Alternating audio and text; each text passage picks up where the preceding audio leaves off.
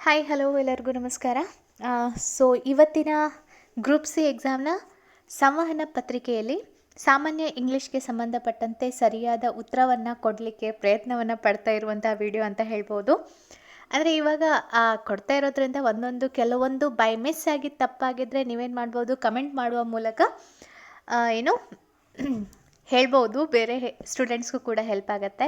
ಇದಷ್ಟೇ ಅಲ್ಲ, ಫೈನಲ್ ಆಗಿ official key answer ಬರೋದೇ ಅದ್ರ ಮೇಲೇ ನಾವು ಡಿಪೆಂಡ್ ಆಗಬೇಕು. ನಿಮಗೆಲ್ಲರಿಗೂ ಈಗಾಗಲೇ ಎಕ್ಸ್ಪೀರಿಯೆನ್ಸ್ ಆಗಿದೆ ಅಂತ ಅನ್ಕೋತೀನಿ KPSC FDA STA ಎಕ್ಸಾಮ್ನಲ್ಲಿ.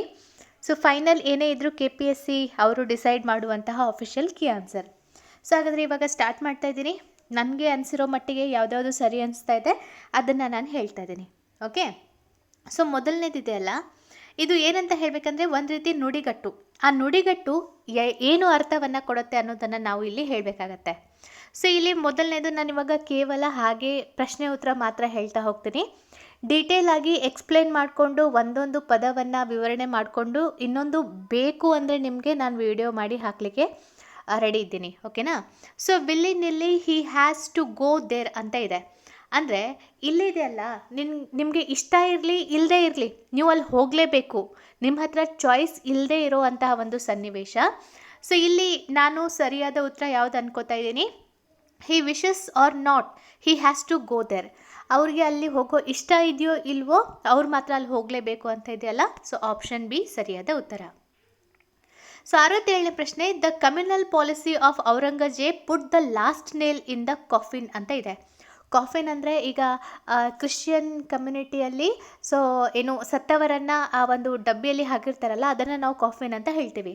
ಸೊ ಇಲ್ಲೇನು ಹೇಳ್ತಾ ಇದ್ದಾರೆ, ಈಗಾಗಲೇ ಆ ಒಂದು ನುಡಿಗಟ್ಟಿನ ಅರ್ಥ ಏನಂದರೆ, ಈಗಾಗಲೇ ಅದು ಏನು ವಿಫಲ ಆಗ್ತಾ ಇದೆ, ಆದರೆ ಈ ಒಂದು ಲಾಸ್ಟ್ ಮಾಡಿದಂತಹ ಕಾರ್ಯ ಆ ಒಂದು ವಿಫಲತೆ ಕಂಪ್ಲೀಟಾಗಿ ಮುಕ್ತಾಯಗೊಳ್ಳಲಿಕ್ಕೆ ಅದೊಂದು ದಾರಿ ಮಾಡಿಕೊಡ್ತು ಅನ್ನೋದು ಹೇಳುವಂತಹ ನುಡಿಗಟ್ಟು. ಸೊ ಅದಕ್ಕೆ ಇಲ್ಲಿ ಸರಿಯಾದಂಥ ಉತ್ತರ ಯಾವುದಾಗತ್ತೆ ಅಂದರೆ ಆಪ್ಷನ್ ಬಿ ಆಗುತ್ತೆ. The communal policy of Aurangzeb was the last event which brought about the complete end of the Mughal empire. So Mughal empire ಇದೆಯಲ್ಲ, ಈಗಾಗಲೇ ಅದು ಏನು ಪತನದ ಹಾದಿಯಲ್ಲಿತ್ತು. ಅದರಲ್ಲಿ ಈ ಒಂದು ಔರಂಗಜೇಬ್ ಈ ಒಂದು ಪಾಲಿಸಿಯನ್ನು ಇಂಟ್ರಡ್ಯೂಸ್ ಮಾಡಿದ್ದು ಏನಾಯಿತು, ಆ ಒಂದು ಮುಘಲ್ ಸಾಮ್ರಾಜ್ಯ ಕಂಪ್ಲೀಟಾಗಿ ನಾಶ ಆಗಲಿಕ್ಕೆ ಕಾರಣ ಆಯಿತು ಅಂತ ಹೇಳ್ಬೋದಾಗಿದೆ. ಓಕೆ, ನೆಕ್ಸ್ಟ್ ನೋಡೋಣ.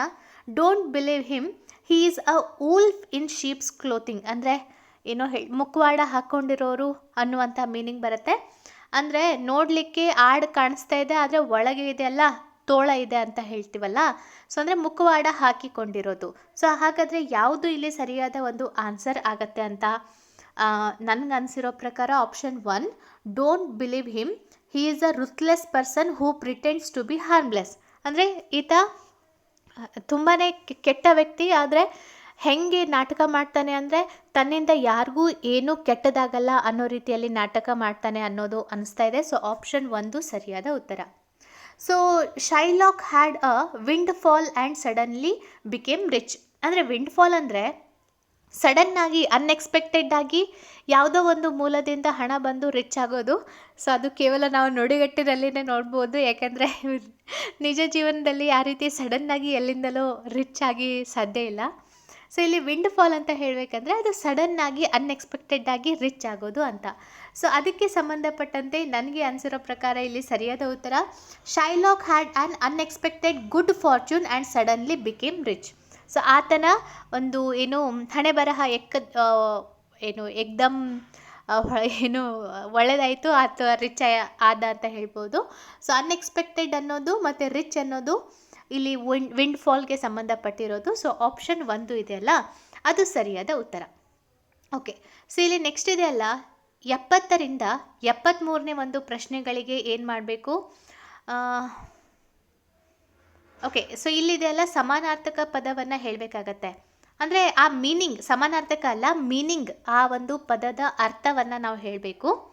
ಓಕೆ, ಸೊ ಹಾಗಾದರೆ ನೇವ್ ಅಂತ ಇದೆ.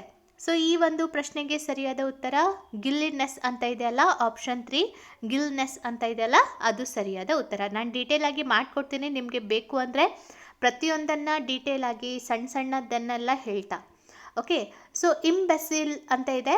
ಇಂಬೆಸಿಲ್ ಅಂತ ಹೇಳಬೇಕಂದ್ರೆ ಇಲ್ಲಿ ಏನಂತ ಹೇಳ್ಬೋದು, ಸರಿಯಾದಂಥ ಉತ್ತರ ಮೆಂಟಲಿ ವೀಕ್, ಅಂದರೆ ಸ್ವಲ್ಪ ಮಾನಸಿಕ ಅಥವಾ ಸ್ವಲ್ಪ ಏನು ಅಷ್ಟು ಒಂಥರ ಆಡ್ತಿರ್ತಾರಲ್ಲ ಆ ರೀತಿ ಒಂದು ಮೀನಿಂಗ್ ಬರುತ್ತೆ. ಸೊ ಮೆಂಟಲಿ ವೀಕ್ ಅಂತ ಹೇಳ್ಬೋದು.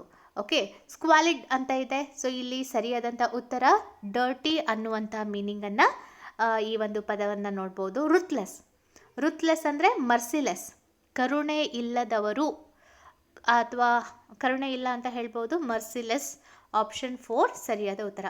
ಓಕೆ, ನೆಕ್ಸ್ಟ್ ನೋಡೋಣ. ಸೊ 74ರಿಂದ 77ರವರೆಗಿನ ಪ್ರಶ್ನೆಗಳು ಇಲ್ಲಿ ಇದೆಯಲ್ಲ, ಒಂದು ಹೇಳಿಕೆ ಕೊಟ್ಟಿರ್ತಾರೆ. ಆ ಹೇಳಿಕೆ ಪ್ರಕಾರ ಒಂದೇ ಪದದಲ್ಲಿ ಅದು ಏನು ಹೇಳ್ತಾ ಇದೆ ಅಂತ ಹೇಳ್ತೀವಲ್ವಾ, ಸೊ ಆ ರೀತಿಯಾದಂತಹ ಪ್ರಶ್ನೆ ಇದಾಗಿದೆ. ಸೊ ಇಲ್ಲಿ ನೋಡಿ, the story of a person life written by another. So ಒಬ್ಬರ ಜೀವನ ಚರಿತ್ರೆಯನ್ನು ಬೇರೆಯವ್ರು ಬರೆದಿರ್ತಾರಲ್ಲ, ಅದನ್ನು ಏನು ಹೇಳ್ತಾರೆ ಅಂತ ಕೇಳಿದ್ದಾರೆ. ಬಯೋಗ್ರಫಿ. ನಾವೇ ಬರೆದಿದ್ರೆ ಆಟೋಬಯೋಗ್ರಫಿ, ಬೇರೆಯವ್ರು ಬರೆದಿದ್ರೆ ಬಯೋಗ್ರಫಿ. ಇದು ಉದಾಹರಣೆ. ಇವಾಗ ನಾವೇನು ಮಾಡಬೇಕು, ಬೇರೆ ಪ್ರಶ್ನೆಗಳನ್ನು ಆನ್ಸರ್ ಮಾಡಬೇಕು. ಅ ಪ್ಲೇಸ್ ಆಫ್ ಬರಿಯಲ್, ಎಲ್ಲಿ ನಾವು ಶವವನ್ನು ಹೂಳ್ತೀವಲ್ಲ ಆ ಒಂದು ಪ್ಲೇಸನ್ನು ನಾವು ಏನಂತ ಕರಿತೀವಿ ಅಂತ ಕೇಳಿದ್ದಾರೆ. ಸಿಮೆಂಟ್ರಿ, ಆಪ್ಷನ್ 1 ಸರಿಯಾದ ಉತ್ತರ. ಓಕೆ, ಸೊ ನೆಕ್ಸ್ಟ್ ಇದೆಲ್ಲ government by the representative of the people. So ಇಲ್ಲಿ ಜನರಿಂದ ಜನರಿಗಾಗಿ, ಜನರಿಗೋಸ್ಕರ ನಮ್ಮ ಒಂದು ಡೆಮೋಕ್ರಸಿ. ಸೊ ನೀವು ಬೇಕಾದರೆ ಇಂಟರ್ನೆಟ್ನಲ್ಲಿ ಇದೇ ವರ್ಡನ್ನು ಹಾಕಿದರೂ ಕೂಡ ನಿಮಗೆ ಬರೋದು ಡೆಮೋಕ್ರಸಿ ಅಂತಲೇ. So government by the representative of the people ಅಂತ ಹಾಕಿ ನೋಡಿ, ಡೆಮೋಕ್ರಸಿ ಅನ್ನೋದು ಬರುತ್ತೆ. ನೆಕ್ಸ್ಟ್ ನೋಡೋಣ, that which is against law, ಅಂದರೆ ಕಾನೂನಿಗೆ ವಿರುದ್ಧವಾಗಿರೋದು ಯಾವುದು ಅಂದರೆ ಇಲ್ಲೀಗಲ್ ಅನ್ನೋದು ಆಪ್ಷನ್ 3 ಸರಿಯಾದ ಉತ್ತರ. ಒಂದು ವೇಳೆ ನಾವು ಹಿಂದಿನ ಗ್ರೂಪ್ ಸಿ ಎಕ್ಸಾಮ್ಗೆ ಸ್ವಲ್ಪ ಕಂಪೇರ್ ಮಾಡಿದರೆ ಈ ಬಾರಿ ಇಂಗ್ಲೀಷ್ ಪಾರ್ಟ್ ಇದೆಯಲ್ಲ, ಸ್ವಲ್ಪ ಆ ಒಂದು ಲೆವೆಲ್ಗೆ ನಾವು ನೋಡಿದರೆ ಸ್ವಲ್ಪ ಈಸಿ ಇದೆ ಅಂತ ಅನ್ಕೋತೀನಿ ಈ ಬಾರಿದು. Okay, one who has great love for one's country. So ದೇಶಭಕ್ತನನ್ನು ನಾವು ಏನಂತ ಕರಿತೀವಿ ಅಂತ ಕೇಳಿದರೆ ಪ್ಯಾಟ್ರಿಯಾಟ್ ಅಂತ ಕರಿತೀವಿ.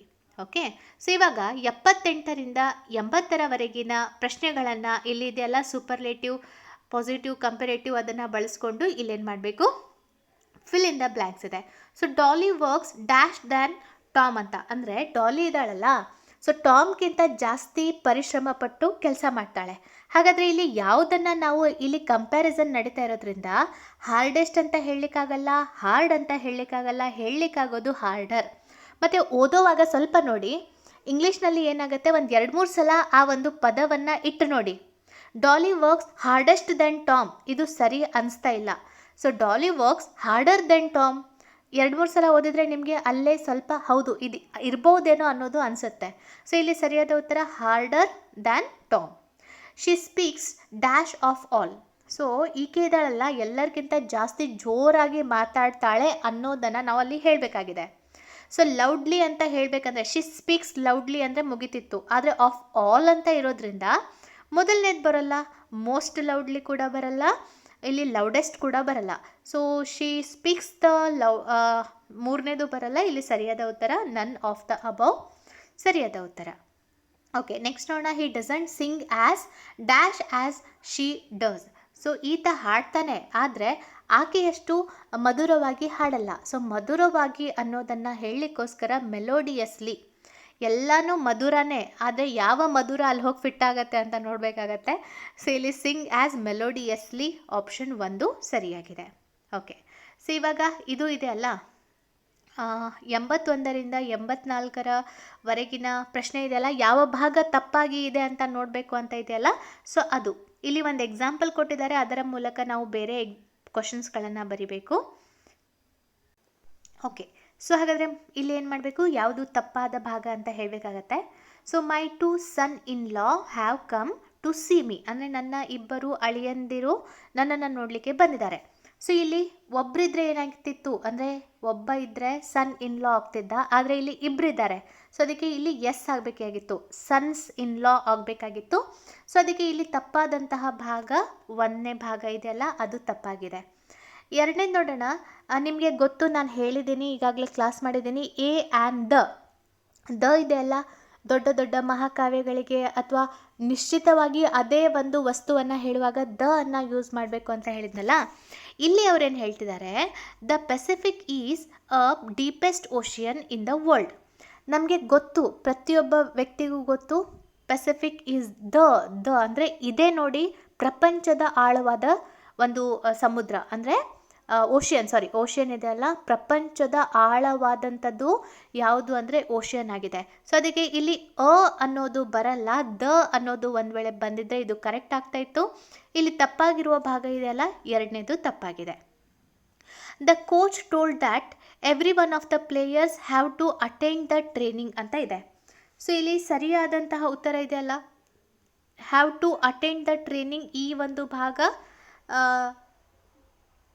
ತಪ್ಪಾಗಿದೆ ಅಂತ ಹೇಳ್ಬೋದು. ಸೊ ಆಪ್ಷನ್ 3 ಇದೆಯಲ್ಲ, ಅದು ಸರಿಯಾದ ಉತ್ತರ.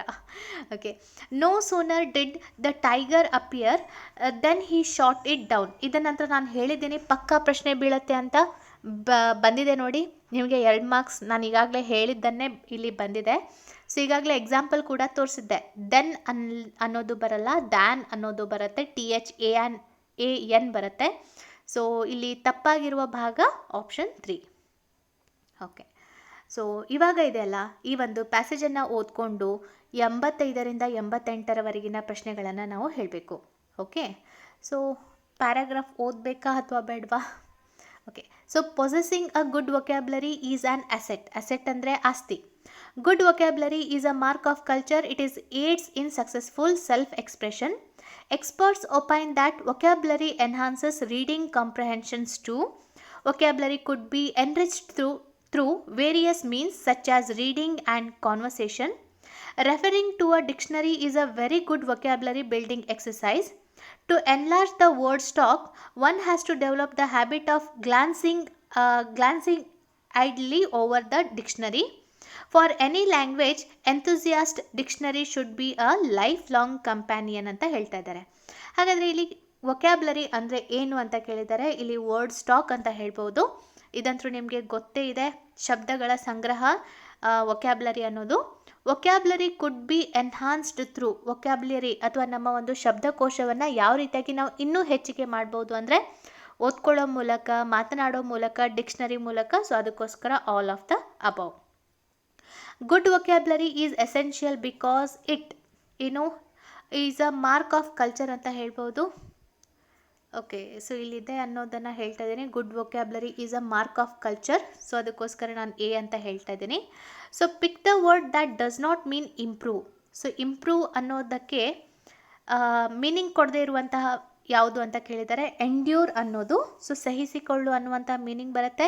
ಉಳಿದದ್ದೆಲ್ಲ ಇಂಪ್ರೂವ್ಗೆ ಸಂಬಂಧಪಟ್ಟಂತೆ ಬರುತ್ತೆ. ಸೊ ಎಂಡ್ಯೂರ್ ಅನ್ನೋದು ಇಲ್ಲಿ ಸರಿಯಾದ ಉತ್ತರ. ಓಕೆ, ನೆಕ್ಸ್ಟ್ ಇದೆ ಅಲ್ಲ, ಇಲ್ಲಿ ಸಿನಾನಿಮ್ ಅಂದರೆ ಸಮಾನಾರ್ಥಕ ಪದವನ್ನು ಹೇಳಬೇಕಾಗತ್ತೆ. 89ರಿಂದ 92ರವರೆಗಿನ ಪ್ರಶ್ನೆಗಳು. ಓಕೆ, ಸೊ ಇಲ್ಲಿ obstinate people make others lifes difficult. So ಹಾಗಾದರೆ ಇಲ್ಲಿ ಆಬ್ಸ್ಟಿನೇಟ್ಗೆ ನಾವೇನು ಮಾಡಬೇಕಾಗತ್ತೆ, ಸಮಾನಾರ್ಥಕ ಪದವನ್ನು ಹೇಳಬೇಕು. ಸೊ ಹಾಗಾದರೆ ಇಲ್ಲಿ ಸರಿಯಾದಂಥ ಉತ್ತರ stubborn.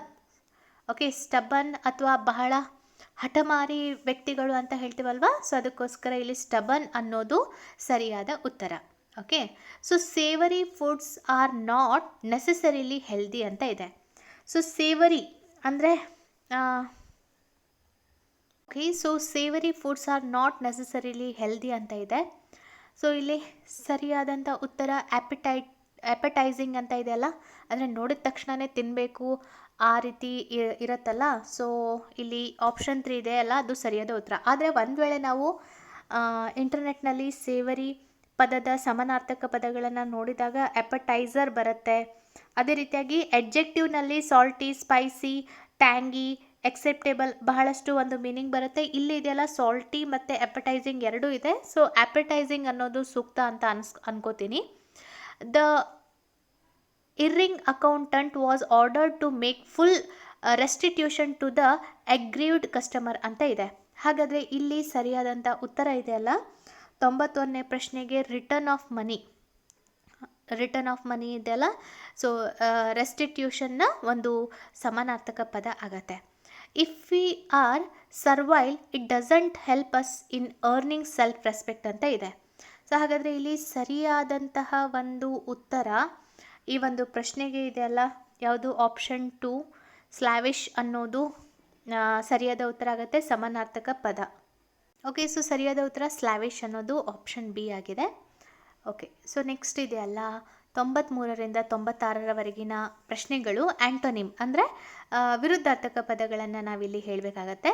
So my grandfather sank down into voluminous armchair ಅಂತ ಇದೆ. ಸೊ ವಾಲ್ಯೂಮಿನಸ್ ಅಂದರೆ ತುಂಬ ಬೃಹದಾಕಾರದ ಒಂದು ವಿರುದ್ಧಾರ್ಥಕ ಪದ ಯಾವುದಾಗತ್ತೆ? ಸ್ಮಾಲ್ ಅಥವಾ ಟೈನಿ ಅನ್ನೋದು ಆಗುತ್ತೆ.